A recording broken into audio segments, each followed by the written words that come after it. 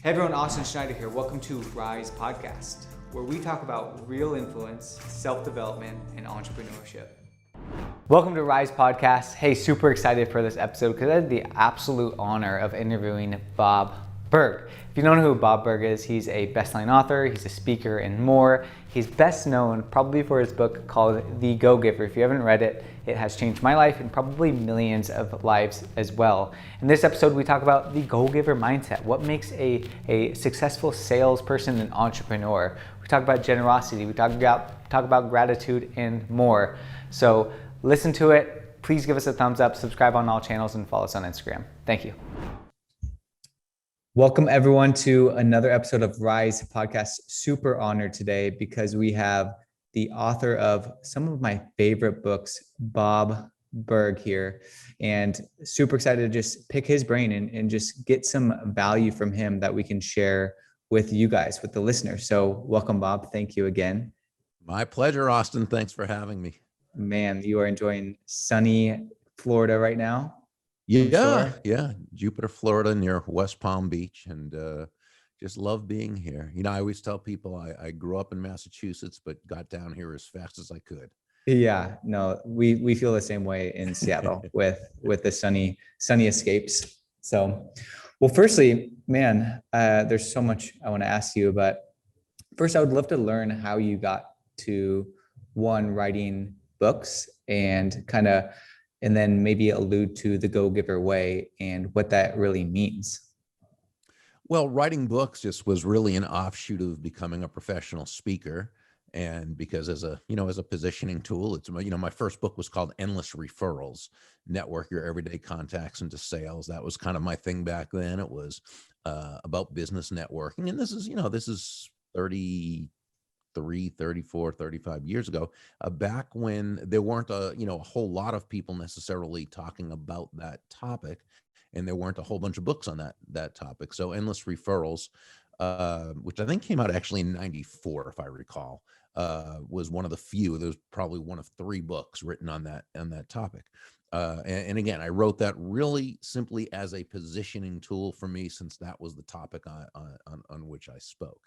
To get to that point, I had been a salesperson and then a sales manager. I really learned and studied sales and personal development, and probably the best part of studying sales was the personal development part. So I think you and I are kindred spirits in that regard, because I know you're really into personal development, and to me, that's a big part of sales. I mean, don't get me wrong. Certainly the skill set is important, and absolutely, but really it's about building yourself on the inside, right? Yeah, so true. Manifesting success on the outside, is really what happens. But yeah. So Endless Referrals was really a how-to guide, in a sense. It was a system and I define a system as the process of predictably achieving a goal based on a logical and specific set of how-to principles, the key being predictability. If it's been proven that by doing A, you'll get the desired result of B, then you know that all you need to do is A and continue to do A and continue to do A.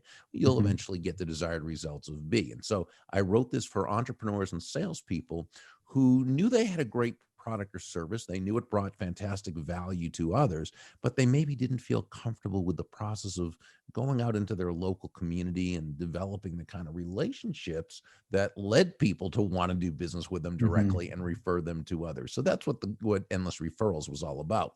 But I'd always read parables and always enjoyed parables. I think we all know that stories kind of connect with people on a deeper level than a how-to book. They both have their place, but parables are just a great way of learning. And whenever I'd read parables, I always felt connected with the author, connected with the characters, connected with the message. And I thought, wouldn't it be great if we could take the basic premise of Endless Referrals, which was that all things being equal, people will do business with and refer business to those people they know, like, and trust, and put that into parable form. So in coming up with the name, the title, I just sort of asked myself, what is the basic essence of that entrepreneur or salesperson who's able to both quickly and sustainably cultivate those know, like, and trust relationships? And it's that they're givers. that they're always focused on giving value to others. And so coming up with the Go-Giver, the title, that was the easy part. And it's it's obviously a playoff on Go-Getter, even though the two are not opposite. We love Yeah. Go-Getters Yeah. as well, because Go-Getters take action, right? Yeah. That's very important. Without action, all the best thoughts, nicest ideas, greatest intent isn't going anywhere. So Yeah. you've got to take action, be a go-getter, and a go-giver, someone who's absolutely laser focused on bringing immense value to others. Combined, being a go-getter and a go-giver, that's powerful. What we don't want people to be is a go-taker, right? Yeah. Wow. So coming up with a name was fairly easy, but the best thing I did for the book was asking John David Mann, who was the editor-in-chief of a magazine I used to write for, who I had known was a genius before many years. Back then, John wasn't as well known as he is now, where he's this guy's co-authored and ghost-written tons of bestsellers. Back then, few people knew who he was, but fortunately I was one of them who did. And so I asked him to be lead writer and storyteller for this idea that I had. So, he and his back then fiance, now his wife, but they were visiting her mom in Tampa across the state from me. And they drove over 4 hours. We had about a 3-hour dinner and discussed the idea of the book. And it was still a few weeks later before he called me and said, I think we've got something here. So that's kind of how the Go-Giver came about. No, and I love the way that it's written to like a story. It's not the how-to, and it really sucks you in and keeps you wanting more. I find a lot of books can kind of just repeat themselves over and over again, but the storyline is super powerful. So you said one thing. John's great writing. Yeah, so good. Added in with the skill and tips. So you said one thing. The common denominator to successful salespeople is they're focused on giving value to others and not one. Doesn't that seem a little bit like counterproductive as a salesperson? How applicably, or how do you see that working really well for people? Yeah. So it's a great question. And when back in the day when I was doing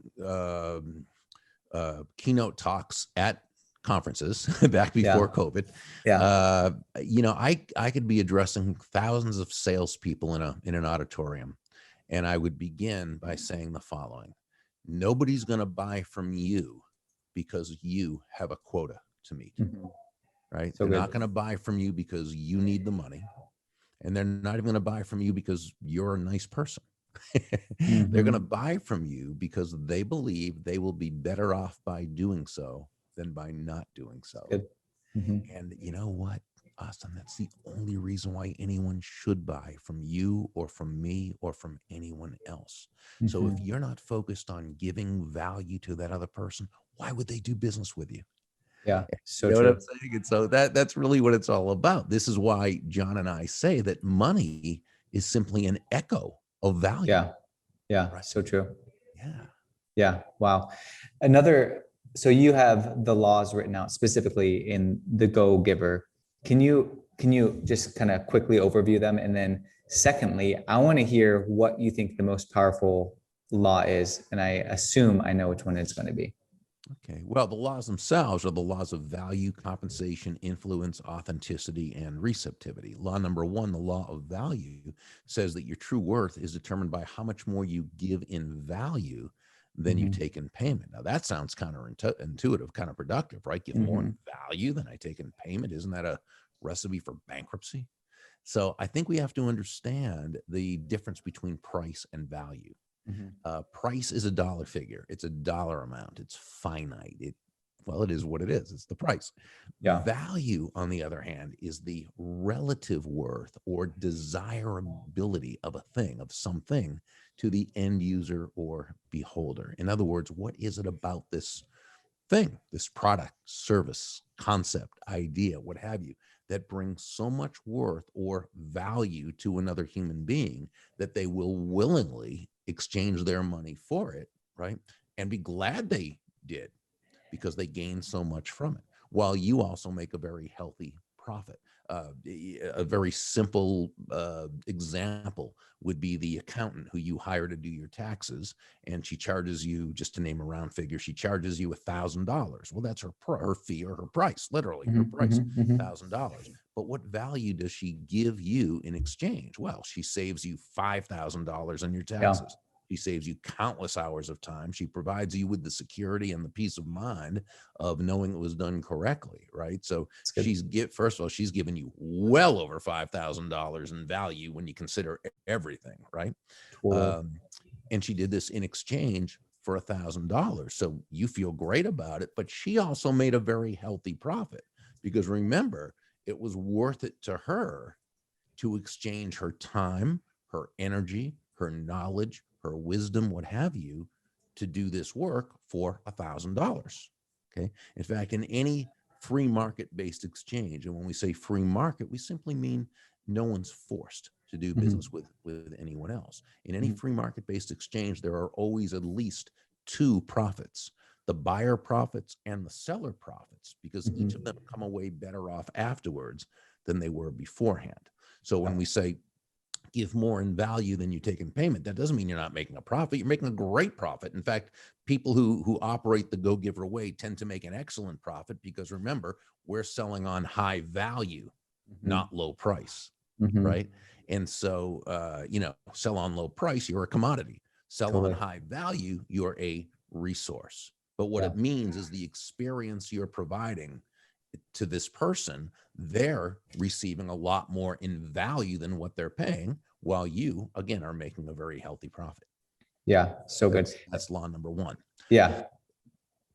No, continue, please. Law number two is the law of compensation. This just takes it to the next level, because, it says your income is determined by how many people you serve and how well you serve them. So where law number one says to give more in value than you take in payment, law number two tells us that the more people whose lives you touch with the exceptional value you provide, the more money with which you'll be rewarded. Let's go back to your accountant. She did a great job giving you more in value than she took in payment. So you feel great about her. You would do business with her again, and you'd probably refer her to others. Her other clients feel the same way. So our accountant is very quickly amassing what we call an army of personal walking ambassadors. And she continues to add that kind of exceptional value to the lives of more and more people. Her income will continue to grow and grow. In the story, Nicole Martin, the CEO, explained to Joe, the protege, that law number one, the law of value, represents your potential income, but it's not enough to serve just one person, right? Even with excellence. Law number two is all about how many lives you impact, right? And that's what determines your actual income. So we could say exceptional value plus significant reach equals very high compensation. And that's basically law two. Law number three is the law of influence. This says your influence is determined by how abundantly you place other people's interests first. Again, counterproductive, Pollyanna-ish. Well, first, let me explain something and really qualify that statement. When we say place the other person's interests first, we don't mean you should be anyone's doormat or a martyr or self-sacrificial in any way. It's simply understanding, as Joe learned from several of the mentors in the story, and as you and I discussed a little while ago, the golden rule of business, of sales, is simply that, again, all things being equal, people will do business with and refer business to those people they know, like, and trust. Well, there's no faster, there's no more powerful, there's no more effective way to elicit those feelings toward you from others than by genuinely moving from what we call an I focus or me focus to an other focus, looking for ways to, as Sam, one of the mentors in the story, advised Joe, make your win all about the other person's win. Yeah, so good. Yeah, law number four, the law of authenticity, says the most valuable gift you have to offer is yourself. In this part of the story, Deborah, a very successful businesswoman, explained something shared something she learned in her career, and that is that all the skills in the world, the sales skills, technical skills, people skills, as important as they are, and they are indeed all very important, they're also all for naught if you don't come at it from your true, authentic core. But when you do, right, when you show up as yourself, day after day, week after week, month after month, well, people feel good about you. They feel comfortable with you. They feel safe with you. And why wouldn't they? They know who they're getting. You're consistent, and consistency is just that elicits trust. It's hard to develop trust when you're not consistent, when people don't know who they're getting. So it's so important to to show up as yourself. Now, I think people sometimes confuse authenticity as not having a filter or something. Well, this is just the way I am, take it or leave it. And which, by the way, it's a good philosophy if you want to stay broke and not have any good relationships. Otherwise, it's not a good philosophy. Yeah. Okay. And so, it's sort of like the person who says, well, I have anger issues and I yell at people a lot. And if I were to change, that wouldn't be authentic of me. That's malarkey. That's hogwash. What it means is this person has an authentic problem, right? That they need to authentically work on in order to become a better, higher, more effective, authentic version of themselves. So we like to say, don't use authenticity as an excuse to stay where you are and not grow. Use it as a springboard to step into your highest nature, your highest authentic core. Yeah. And then the last one is the law of receptivity. And this one says the key to effective giving is to stay open to receiving. And this really means nothing more than understanding that, you breathe out, but you also have to breathe in. It's not one or the other. It's both. We breathe out carbon dioxide. We breathe in oxygen. We breathe out, which is giving. We breathe in, which is receiving. Giving and receiving, well, despite the message from the world around us, giving and receiving are not opposite concepts. They're simply two sides of the very same coin, and they work in tandem. But that's not what we hear from the world around us. Most people, from the minute they're born, from upbringing, environment, schooling, news media, television shows, movies, culture, what have you, it's that money is bad, and people who people who are prosperous or who are wealthy did it on the backs of others, and it's a big world. There's lots of bad people out there who do bad things. But, to the degree that you're living in a free market-based system, and I guarantee you, all of us are, in terms of, again, no one's forced to do business with us. The only way you can earn a ton of money is to serve a ton of people with fantastic value.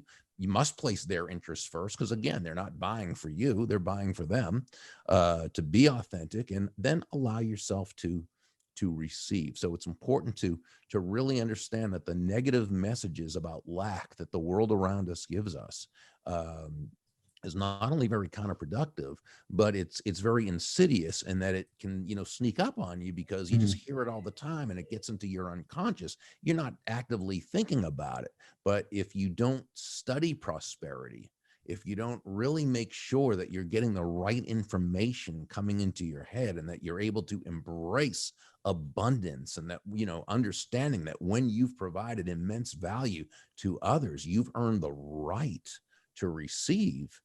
If you can't do that, it's going to be very difficult to make a great living and be happy with yourself, because there'll be a disconnect and so forth. So again, giving and receiving work in tandem. It's not an either or, it's an and. Now, we know though that the laws of life, the laws of nature, tell us that the giving comes first. You plant before you harvest. You sow before you reap. You give before you receive, and that's fine.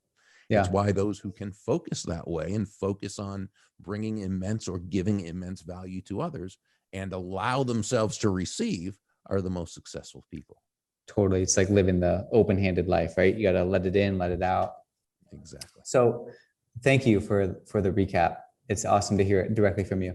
One question that I had was, out of those laws, what is the hardest one that you see people grasp and actually try to apply? I think about value, even like value-based selling. When I'm here at Braintegic, it's like, okay, like you want to sell on value because you can make profit, blah, blah, blah, blah, blah.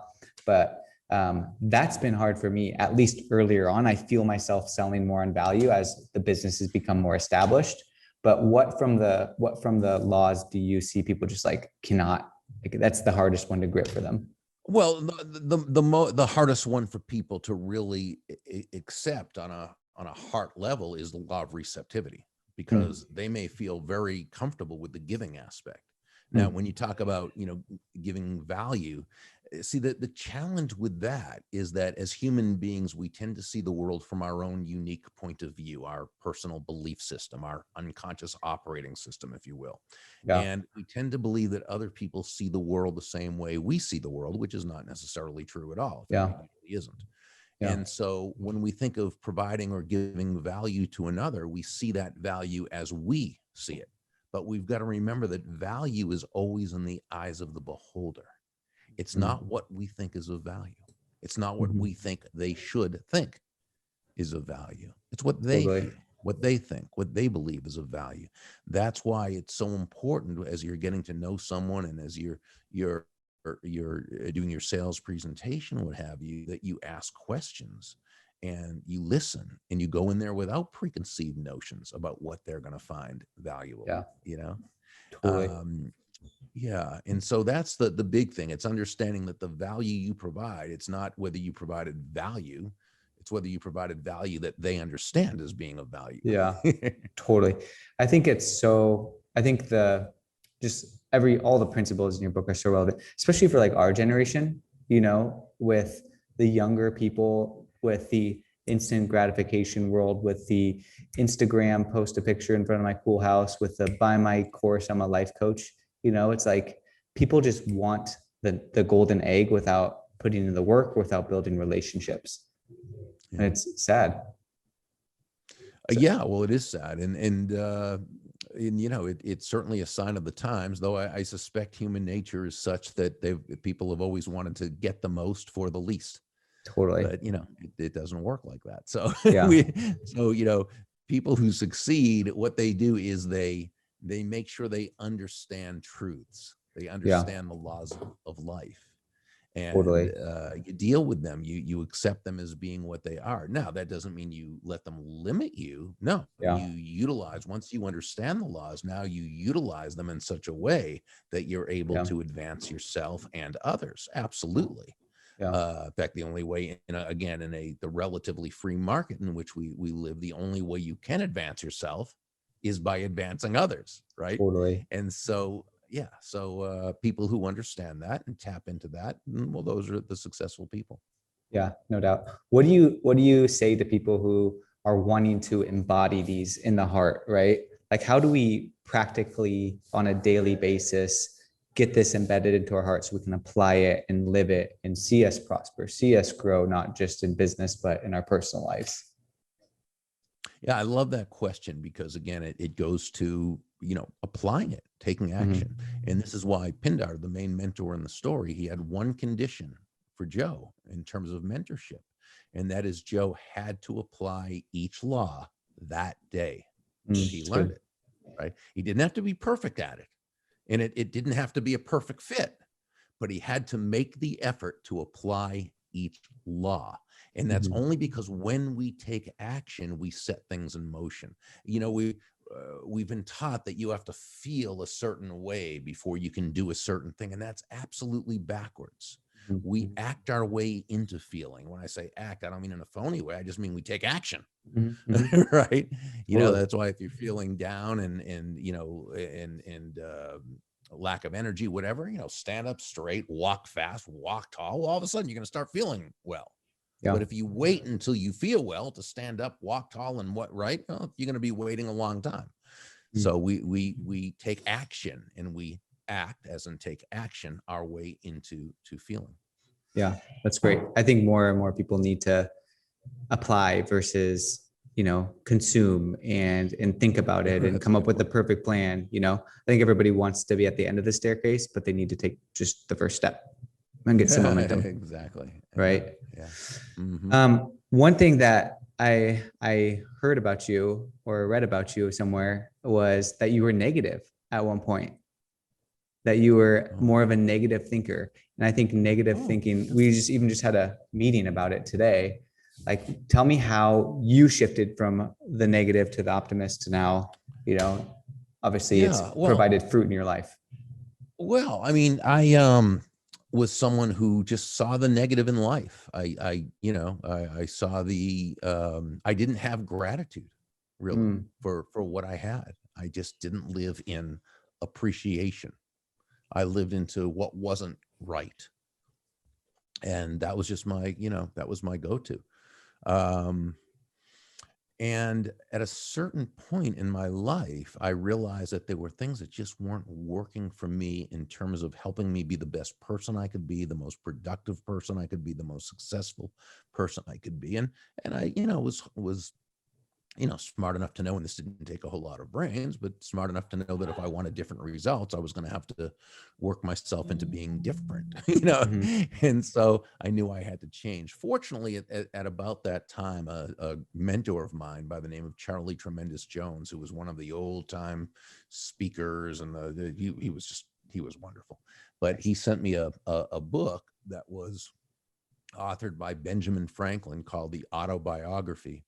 And one of the chapters, probably the most famous chapter in Dr. Franklin's book in terms of the personal development world, was where he talked about the 13 attributes. He called them the 13 virtues, actually. And what he did is he realized at a certain age that his way of being wasn't getting him to where he wanted to be. And he had certain character trait deficiencies, like I had, that he knew he was going to have to work on and improve if he was going to be as successful as he wanted to be. Well, he was an inventor, of course. So, there were no personal development courses at the time, I don't think. So he invented one for himself. And what he did is he took 13 traits that he knew he had to work on, and he divided them up, and he would do one a week. He'd work on one characteristic, one personality trait per week, and he'd give his all that week. I mean, he just, if he had sticky notes back then, he'd have written on the sticky notes to remind him. Good. He'd put reminder, he did. And so he would just totally focus on that particular trait. Now, at the end of the week, he'd go on to another one and do the same thing. And then the third week, another one. Well, at the end of 13 weeks, he would start over with trait number 1. Now, there are 52 weeks in a year. 13 times 4 are 52. So Dr. Franklin's course, he could go through it 4 times. And by the time he was through with that year, most of his traits had been changed from negative to positive. Okay. So I thought, well, again, it's a system, the process of predictably achieving a goal. So I did the same thing. And some of my traits were the same as Dr. Franklin's. Other ones were more specific to me. But my number 1 trait that I started with was gratitude. Was gratitude. And something, I went through it. That 1 week was the beginning of my changing of my life. And gratitude is something I continued to work on. And while, again, there were other traits, that one was the biggie. I truly believe that gratitude is the one trait that makes happiness possible. Because we can have all the blessings in the world. I'm not talking about a yacht or a plane or anything like that. I'm talking about being able to see, hear, touch, taste, smell, having people in our lives we love, who love us, having, a few meals a day, having a roof over our head, being able to get a cup of coffee somewhere, or whatever it happens to be. We have all these amazing blessings in our lives. I mean, it's crazy how many we have that we take for granted. Yeah. If we don't appreciate them, it's the same really as not having them. So true. And we can't be happy. Yeah. So when we focus on what we have and we really make a point to live in gratitude, not in gratitude, but in gratitude, and a state of gratitude, we become a happier person. And to the degree we become happier, we attract more people into our lives. We become happier. We become more influential. And it just is a delightful cycle of success. 100%. And that's why we are running out of time, but that's why you hear so much about people who get all the success, sell a company, win the World Series, whatever it is, and they're not happy. It's because they weren't grateful along the way, right? They weren't celebrating their successes. That's a great point. Absolutely. So that's awesome. Thank you for sharing that. Bob, how can people find out about you? I feel like if anybody is listening to this or watching this and they haven't read Go Giver, one of his bestsellers, he has got tons of books. Go Giver is a absolute must read for anything personal development, sales, just doing life in general. It's a phenomenal book and would highly recommend it. But Bob, where else can people find you? What else are you up to? How can these people get in touch with you, stay in touch with you, and keep consuming your content? Well, the easiest place is probably burg.com. And if they scroll down, they can get a chapter or excerpt of the book so they can see if they like it first. And if they do, they can always click through to Amazon or wherever they'd like. We also have a really neat online membership, or what we call a mentorship community, called the Go-Giver Success Alliance. So go to burg.com, scroll down a little bit till you get to that, and just click on that, and you can hear more about what it's about. Love it. You are a great man. Thank you so much for your time. Thank you for being here. Thank you for your wisdom and sharing the wisdom. This is going to help somebody. This is going to impact another person. I know you've impacted many. So thank you for allowing me to be the vessel of that. My absolute pleasure and honor. Thank you, Austin. I love what you do, and keep up the great work. Cool. Thank you, Bob. Hey, everyone. Thank you so much for watching and listening to the Rise podcast. Please do me a favor and subscribe to this podcast if you haven't already. Share it with a friend if you think it was valuable, and also give it a thumbs up. If you want more content, feel free to follow me on Instagram at Austin R. Schneider, where I'll be dropping snippets of this and other type of content. Also, subscribe to the YouTube channel and be on the lookout for weekly podcast episodes just like this one. Thanks, everyone.